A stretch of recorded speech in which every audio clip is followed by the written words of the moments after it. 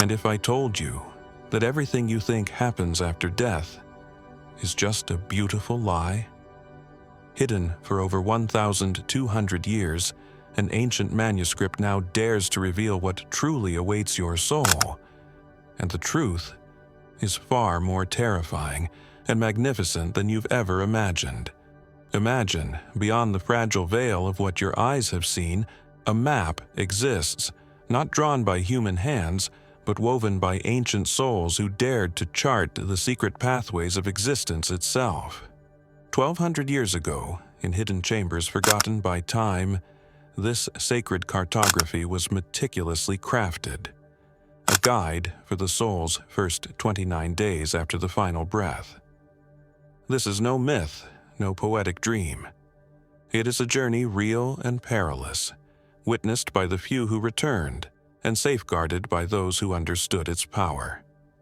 Today, fragments of this forbidden manuscript are being revealed, and you stand at the threshold of a knowledge that once belonged only to mystics and seers.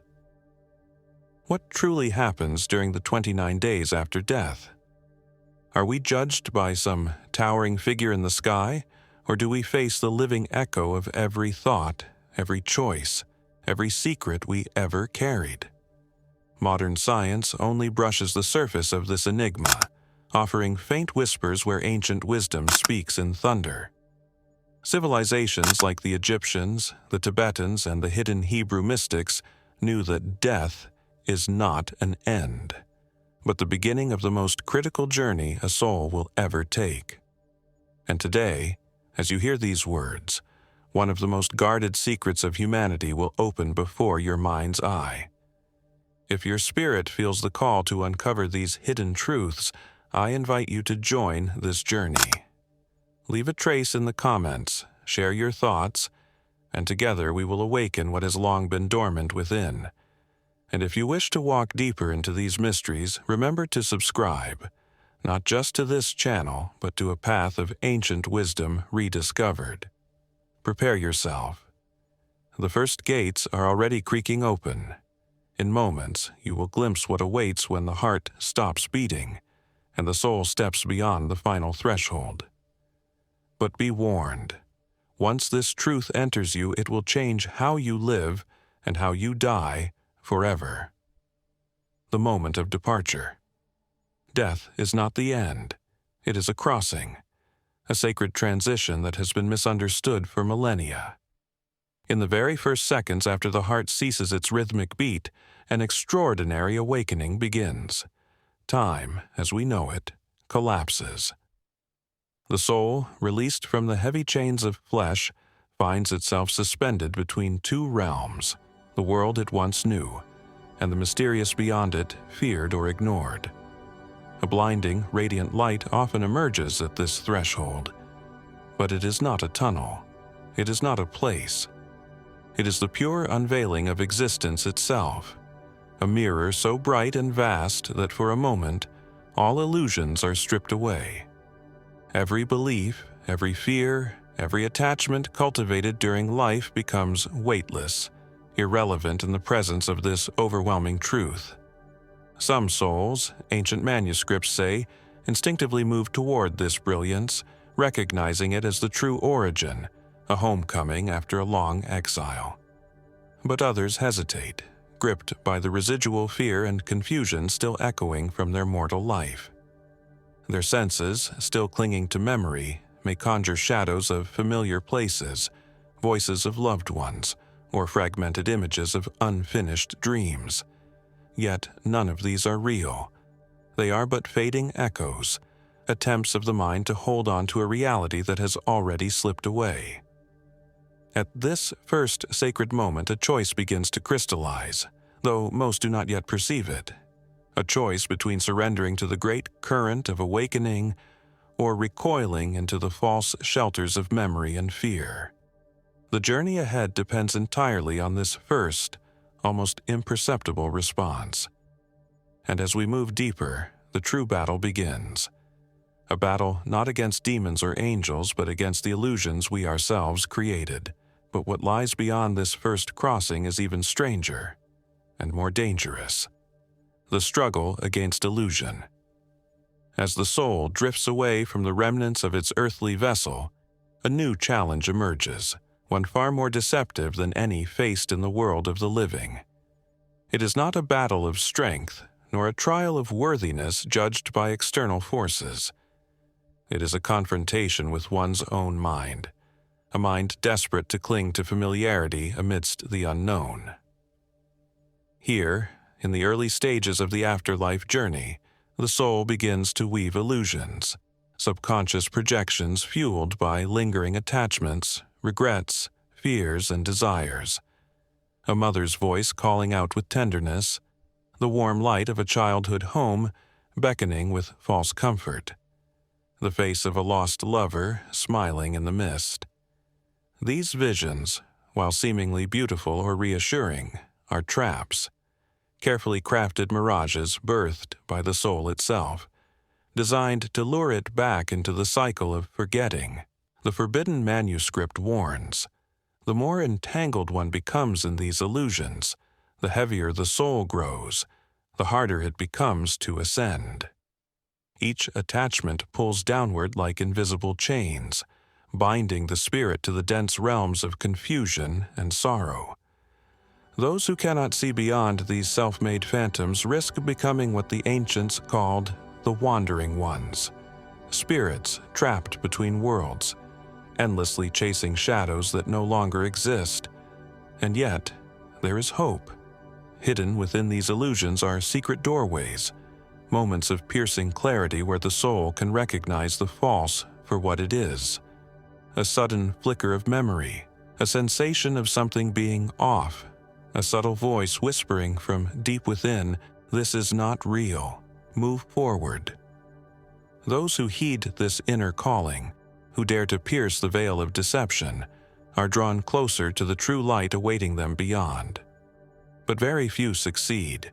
The majority fall asleep once again, seduced by familiar dreams, unaware that the real journey demands awakening, not comfort. And what comes next is more profound than any illusion the mind could ever create. The dance of light and shadows. As the soul progresses, now fully detached from its former existence, it enters a phase unlike anything it has ever known. The dance of light and shadows.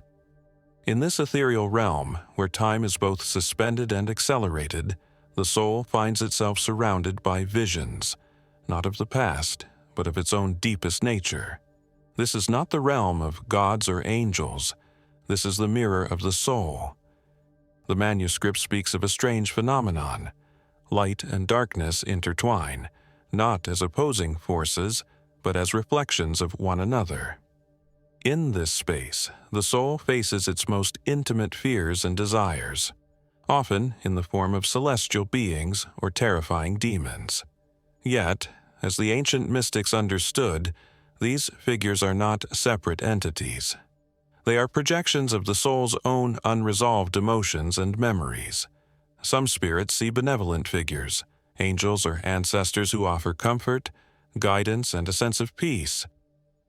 But even these beings are not what they seem. They are projections of the soul's own longing for peace and safety, designed to help it navigate the uncertain waters of its afterlife journey. These lights are not to be feared, but neither should they be fully trusted. They are mirror images, offering what the soul most needs to confront within itself.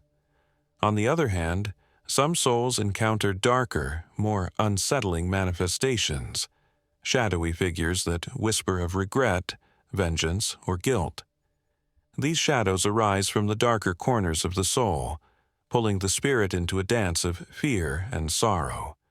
But again, these shadows are not enemies. They are part of the soul's own unresolved emotions, perhaps fears of judgment or the guilt of past actions. For some, this phase is the longest, stretching through several of the 29 days. The struggle between light and shadow becomes almost unbearable, as the soul grapples with its own duality. Will it surrender to the light, seeking peace and reconciliation? Or will it succumb to the shadows, trapped in its own fears and regrets? The answer lies within, and the choices made here will have profound consequences on the soul's future journey. The deeper the soul goes into this dance, the more it begins to realize the light and the dark are not separate. They are two sides of the same coin, a mirror to the soul's internal battles, and only by reconciling with both can it move forward, shedding the illusions that once defined its reality. But the real challenge lies ahead, because what the soul will face next is the ultimate test of its journey, and the choice is one it cannot escape. The mirror of karma. After the soul has danced through the light and the shadows, it is now time for the most intimate reckoning, the mirror of karma. This is not a judgment handed down by some external force. This is an unveiling, a deep personal review of the life that was lived. It is here that the soul confronts the consequences of every thought, action, and intention that it once carried within its body. Ancient texts speak of this moment as a mirror of truth, not a mirror of judgment, but one of pure reflection. The soul stands before its own actions, looking at every choice it made, not through the lens of right or wrong, but through the lens of the impact it had on others, on itself, and on the fabric of existence itself. It is as if every single moment of life is played back, not like a video, but as an overwhelming cascade of emotions, sensations, and realizations. Every kind word, every loving touch, every selfish deed, every harsh word, every broken promise is not just remembered. It is relived, felt again, in a deeply visceral way. There are no excuses, no justifications. In this space, there is no escape from the truth of one's own actions. For some souls, this moment is liberating. They see the patterns they followed, the cycles they lived through, and they understand, truly understand, how they shaped their own journey. For others, it is agonizing. The weight of guilt, regret, and missed opportunities crashes down upon them, drowning them in sorrow. But no matter the experience, one thing becomes clear: this moment is transformative. It is not about punishment. It is about awakening to the reality of one's existence. The manuscript speaks of a subtle but crucial detail here. There is no judgment in the traditional sense. The soul does not face a tribunal of higher beings. Instead, it is confronted with its own mirror. The soul itself becomes the judge, the jury, and the defendant. It is the soul's own realization that determines its course. This is the key difference between those who transcend and those who remain trapped. The ability to face the truth of one's life without denial, without running from the reflection. And within this mirror lies the final choice. Will the soul seek redemption, understanding, and liberation? Or will it once again choose to forget, and thus remain bound to the cycle of reincarnation? The decision will not be clear at first. Some souls drift in and out of clarity, unable to make a final choice. Others feel a deep yearning to make amends, to correct the wrongs they've done, and to seek peace. But not everyone can break free. Many souls remain stuck in their past mistakes, unwilling or unable to forgive themselves, and as such, they are drawn back into the cycle. One more chance to right their wrongs, but with no guarantee of success. The next phase of this journey is where true liberation lies, but it comes with an unimaginable price. The final choice. The soul, having traversed the realms of light and shadow and stood before the mirror of karma, now faces the most profound decision of its existence, the final choice. This choice is not an external one, dictated by some divine judge or higher power. It is an inner decision, a profound realization that echoes through the very core of the soul's being. It is the moment when the soul chooses its own destiny, where the entire journey leads to a culmination. In many ancient teachings, this final choice is symbolized as a crossroads, a point of transition where the soul must decide whether to break free from the cycle of reincarnation and ascend to a higher state of existence, or to return and face yet another cycle of life, death, and rebirth. It is a choice that may seem simple on the surface, but its depth is almost incomprehensible. The question arises, will the soul choose liberation, understanding, and peace, or will it remain trapped in the unending cycle of forgetting and repeating? The 29 days of the journey have led to this. Every step, every challenge, every encounter with light and shadow has been preparing the soul for this ultimate test. Now, as the final days unfold, the soul must confront its deepest fears and desires. The past is behind it, and the future is uncertain. There is no turning back. For some souls, the decision is clear. They choose liberation, understanding that the only way to break free from the endless loop is to release all attachments, all regrets, and embrace the unknown. They seek oneness with the divine, emerging with the cosmos, with no desire for rebirth, no longing for material existence. This choice requires complete surrender, an acceptance of the unknown, and the courage to face the vastness of eternity. For others, the choice is harder. They are not ready to let go. The attachments to the material world, the loved ones left behind, the unfinished business, the fear of the unknown, these bind them. They are not prepared to transcend. Instead, they choose to return to the cycle, to live again, hoping that this time they will get it right. But there is a deeper truth here. No one is truly ready. The cycle of life and death is not something we can escape until we are willing to face it fully. And for many, the decision is not as much about what they want, but rather about what they are willing to surrender. The manuscript warns of one final twist. The decision is not final until the soul has fully understood its consequences. Some souls think they have made the right choice, only to realize later that they were deceived by their own fears or desires. Others may choose to return, but once they do, they will forget this choice entirely, starting again with no memory of the truth they have just discovered.